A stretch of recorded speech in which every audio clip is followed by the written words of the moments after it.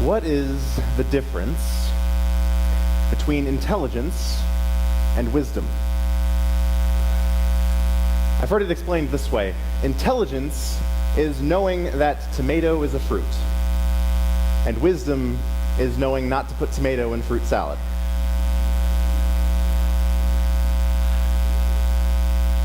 In other words, intelligence is knowing something.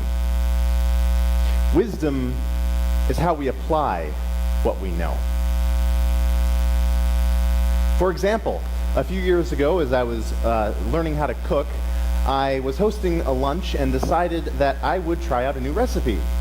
I was going to make chicken and 40 cloves, because if there's one thing that I am sure of in life, it's that there's no such thing as too much garlic.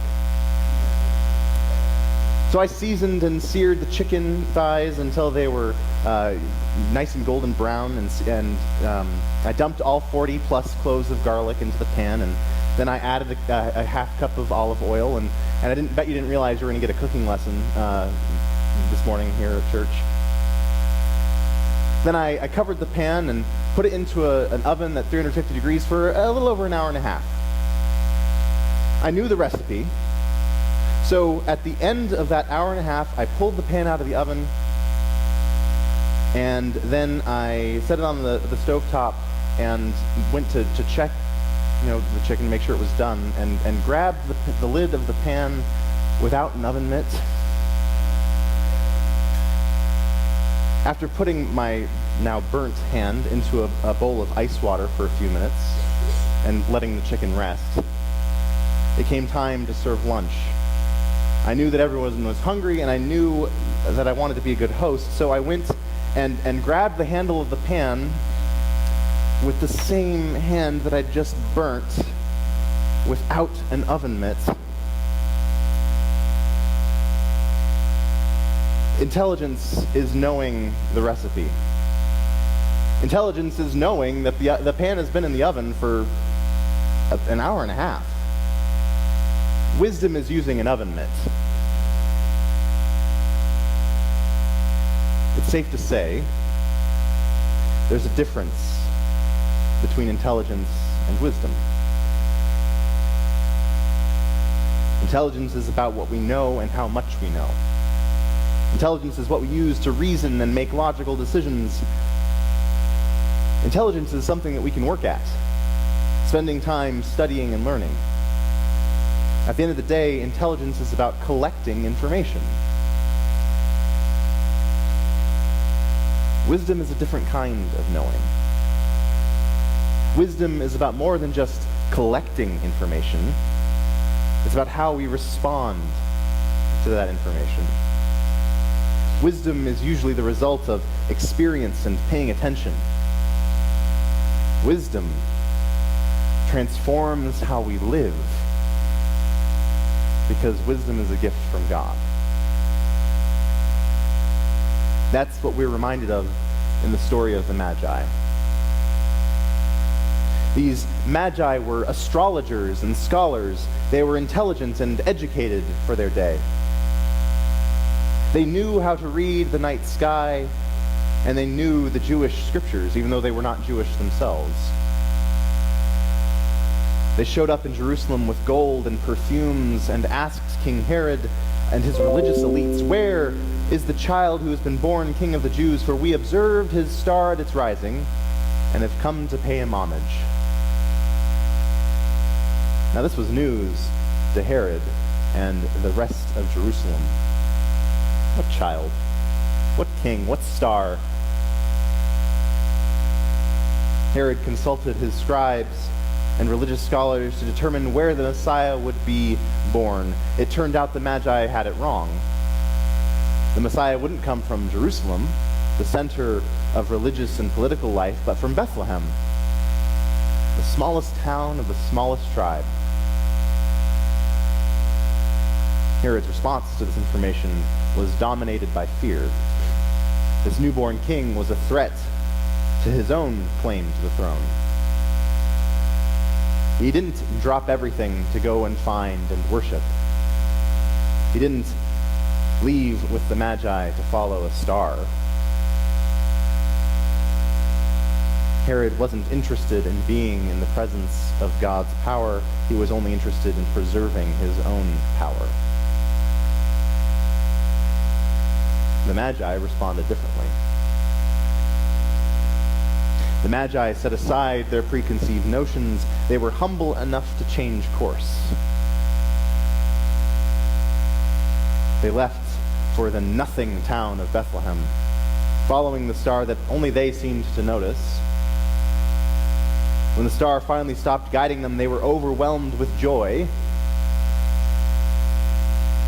Because I bet 9 miles from Jerusalem to Bethlehem on camelback is about equivalent to 8 hours from Georgia to Henrietta in Subaru. I know I would be overjoyed. They entered the house, perhaps expecting to find the new king surrounded by loyal subjects and guards. Maybe they expected to add their gold, frankincense, and myrrh to piles of gifts the king already received. Surely this newborn king's parents would have attended a couple royal baby showers. But that's not what they found. Instead, they found a tired mother and father, still getting to know their new baby. This king wasn't wealthy or powerful. He was humble and poor. And it was there, in those narrow streets of Bethlehem, that the Magi had their epiphany. They weren't just in the presence of a poor, vulnerable infant. They weren't just in the presence of a strange new king.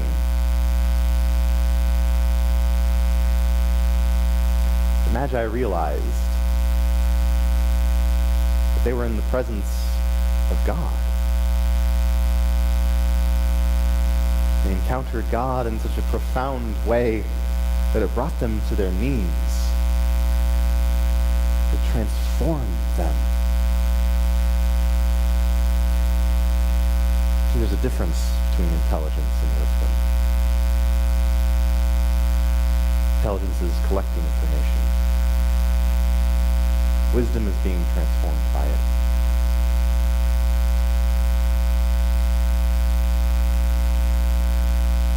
By grace, they went from being intelligent Gentile scholars to becoming wise. They recognized Jesus as the one they had been searching for. In Jesus, the Magi recognized the presence of God. They didn't find God among the powerful in the courts of Jerusalem. They didn't find God amongst the successful, the winner.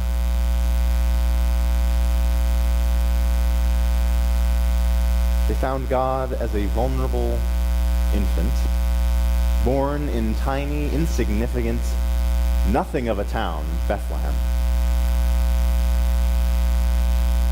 That meant God could be found among the weak and the outsiders. God could be found among the losers and the overlooked. God could be found in the presence of strangers like them. Kneeling in the presence of that child, the Magi experienced the infinite and inclusive love of God.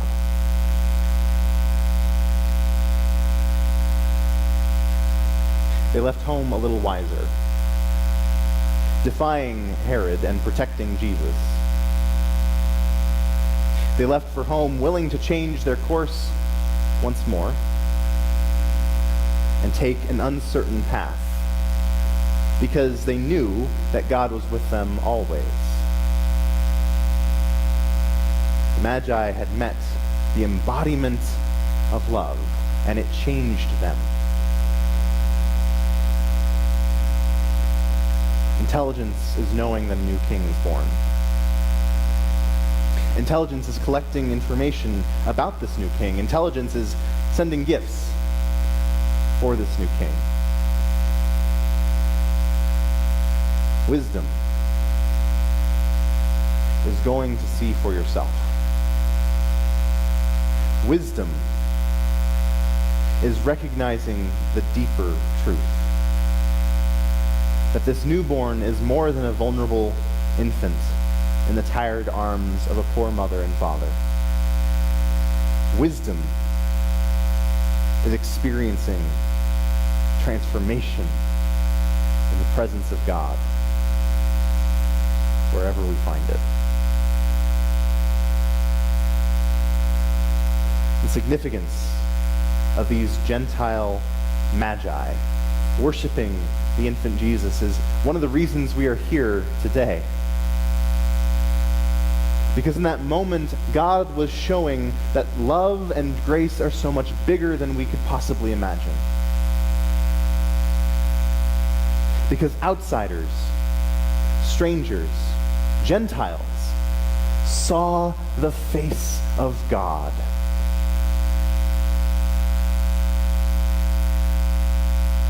The gift the Magi give us today is the realization that we too can become wise.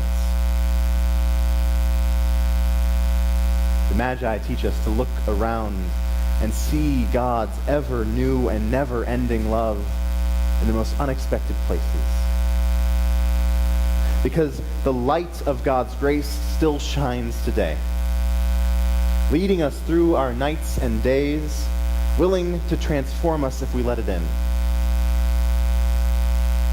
We can follow the Magi, looking for where God's Spirit is guiding us in the midst of our uncertainty. We can follow God's grace where it leads and let God rekindle hope in our hearts every step of the way. Starlight is still shining, even if we can't always see it. And it doesn't just point us in the direction to go. It points us towards the infinite grace of God. Today, we can still encounter God's grace made flesh and blood because the baby who was born on Christmas Day is not just a king. He's the one who embodies the love of God and who shows us what it means to live according to that love. Every day, God invites us to bring our gifts, all of who we are, not just frankincense, myrrh, and gold, but our very lives as holy and living sacrifices to honor the newborn King.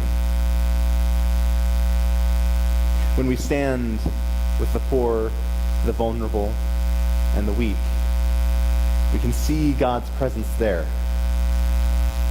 We can be overwhelmed with joy, too.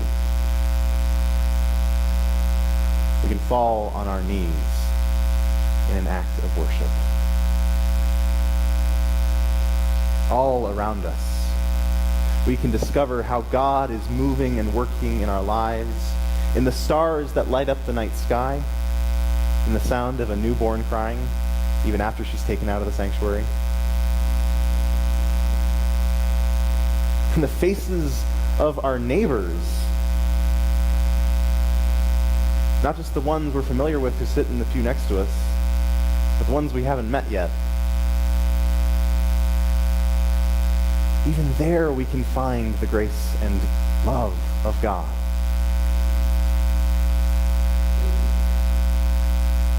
Even there we can see the ever-present God who shows us we are not alone. We can search for that grace in everyday moments, looking to see where God might show up next, and letting that experience change how we live. It might mean having to go by a different road. that we can let that experience transform us. By the grace of God, we too can become wise.